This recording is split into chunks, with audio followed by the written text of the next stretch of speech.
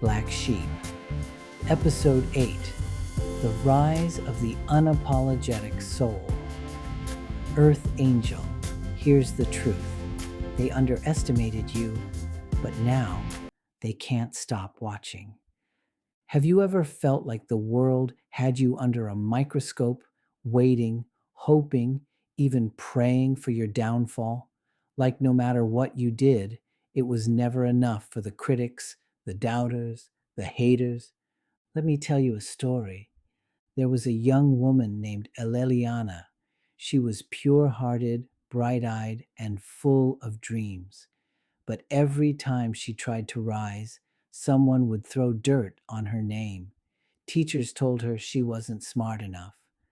Friends told her to be more realistic. Family members told her to tone it down.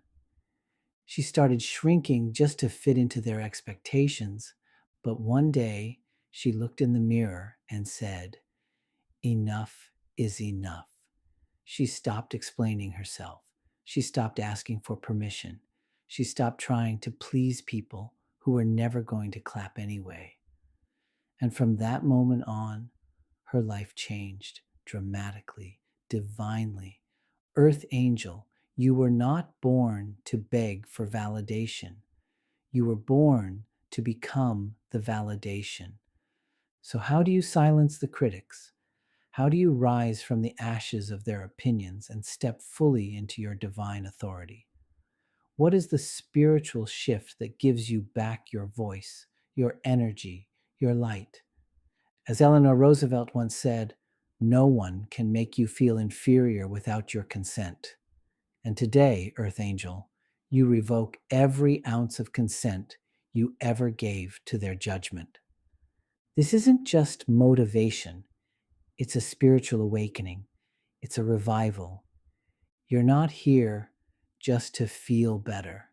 You're here to get up and walk back into your power like the royalty you are. Today, I want to share 7 revelations that will help you silence the critics and reclaim your crown. First, you realize that silence is a strategy, not surrender. Sometimes the most powerful clapback is no clap at all. The world often trains us to think that strength looks like shouting the loudest, winning the argument, or crafting the perfect comeback. But true power, it whispers. It knows when to speak and when to let the silence scream for you. Critics love chaos. They feed off your energy, twisting your words, hoping to pull you into their storm.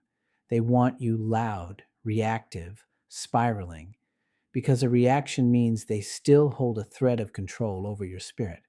But when you choose stillness over struggle, you flip the script. You pull the rug out from under their drama. That's when the thunder rolls, not from your voice, but from your presence. In the ancient art of spiritual warfare, silence is a sacred weapon. It's not passive, it's strategic.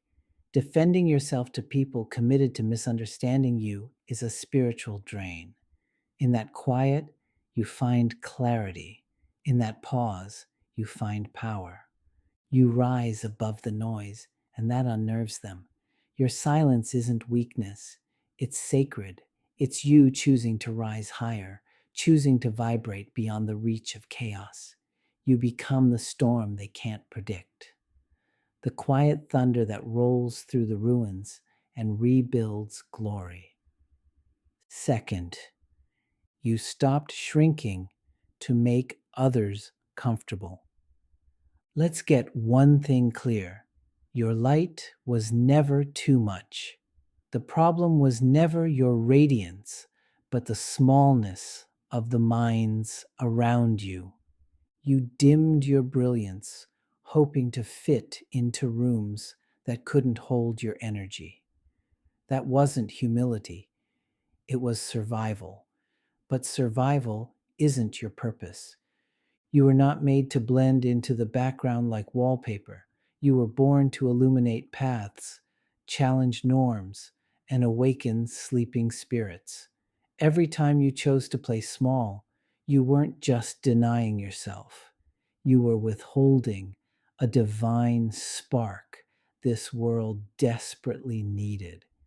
Light illuminates, heals, and reveals. It travels fast, breaks through darkness, and cannot be touched, only experienced. That's you. You've been mistaken as too intense or too much because people weren't ready for the mirror your light held up to their own shadows. You didn't just shine, you exposed, you elevated, and you unsettled. Not everyone is ready for that. But that doesn't mean you should switch yourself off.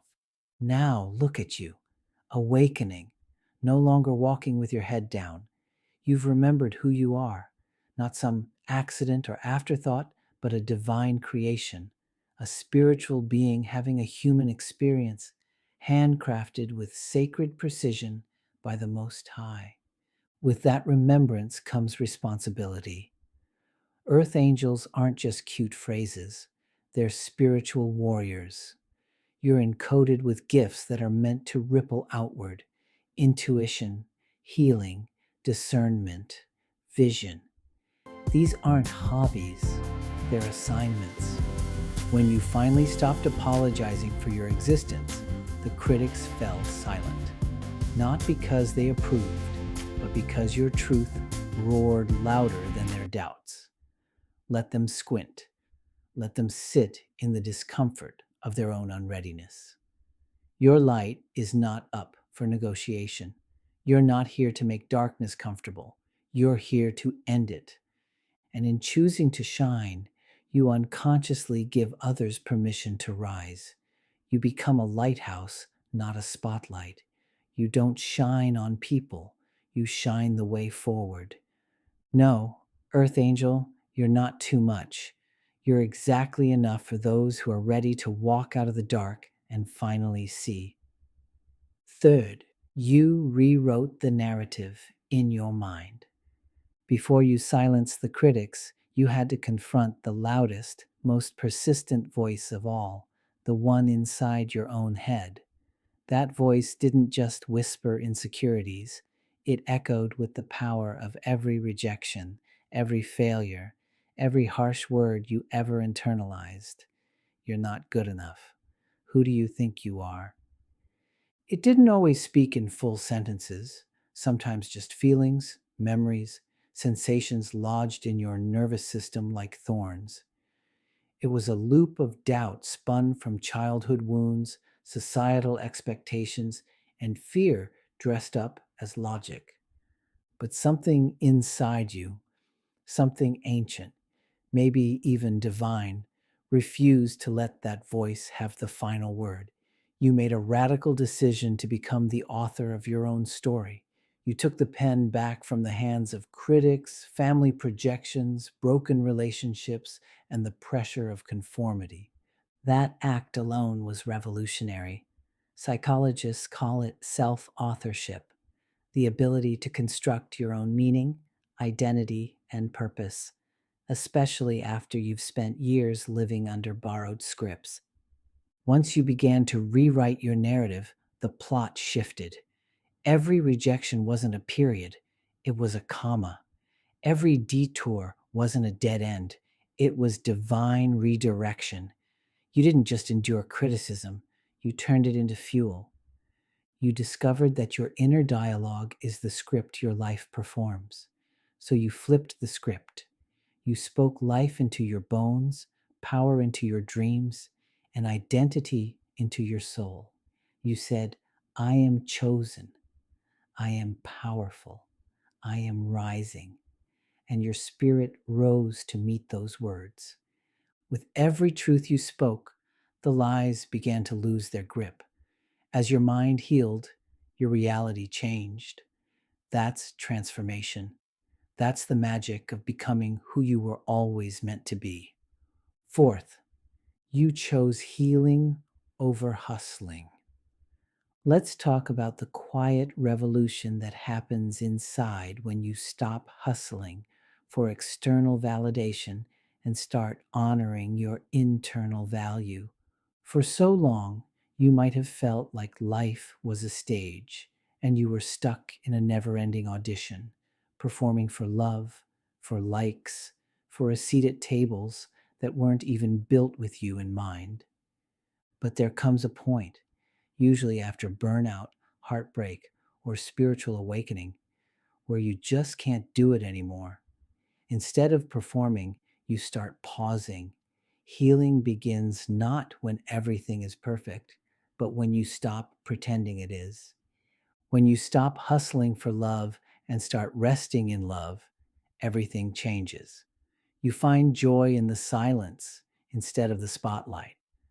You realize that being whole, emotionally, spiritually, energetically, isn't just stronger than being popular, it's liberating. You stop living for validation and start vibrating from your essence.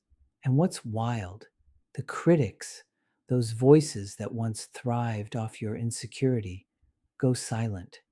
Why? Because you're no longer playing their game. You're too busy living in your truth to audition for their approval. You didn't just heal, you evolved. You stopped performing and started embodying. You began moving from your worth, not toward it.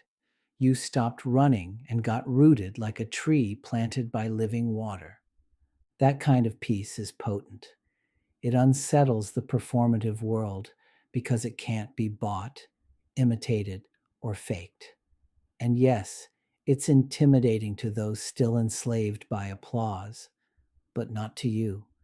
You're not chasing the crowd anymore. You're channeling your calling. You were never made to entertain the world. You were made to transform it. Fifth, you turned pain into purpose. They tried to break you with criticism, but instead they awakened your purpose. The very things they said to tear you down, the harsh words, the betrayal, the ridicule, ended up being the fire that refined you. You didn't crumble, you evolved. Every jab at your character, every whisper behind your back, every doubter who swore you wouldn't make it became fuel. You alchemized pain into power. You took their projections, their bitterness, and turned it into the blueprint for your destiny. Purpose is often forged in the flames of opposition. Criticism either corrodes you or it carves you. For those who aren't rooted in their calling, it breaks them. But for the awakened soul, criticism simply reveals what was already inside. Your why was born the moment you realized their words no longer defined you. And now you've taken that sacred pain and turned it into power. You're mentoring others, speaking life into people who once felt invisible. You've become a blueprint of perseverance, a voice for the voiceless. You're not just surviving, you're building something eternal, something divine, whether it's a business, a ministry, a movement, or a family line that breaks generational curses. You're planting seeds that will outlive you. The same people who tried to bury you are now stuck watching the bloom they never believed in. You've become a lighthouse, not just shining, but guiding. You're standing tall, not in spite of the storm, but because you were the storm. Your life is a living sermon that pain doesn't cancel purpose, it reveals it. You are divine evidence that God wastes nothing. The heartbreak, the humiliation, the haters, all part of the divine equation. Even their criticism had an assignment. It was the trigger for your transformation. So shine, angel. Let them watch. Let your success echo louder than their opinions ever did. Because your purpose is louder than their doubt, and your rise is heaven's clapback. Sixth, you found validation in the divine, not the crowd. This is the moment everything shifts, not just a small pivot or a casual mindset change, but a total transformation. You realize that your worth never depended on applause, on likes, on anyone else's approval. You are validated by the divine, by the source that created you. You stop seeking permission to be great. You stop waiting for someone else to crown you. You realize you were born royalty. You are chosen, beloved, and enough. That's kingdom confidence. That's the energy that can't be shaken. Seventh, you became the ripple, not the reaction. Now, you set the tone. You set the example. Your energy ripples out and changes the atmosphere.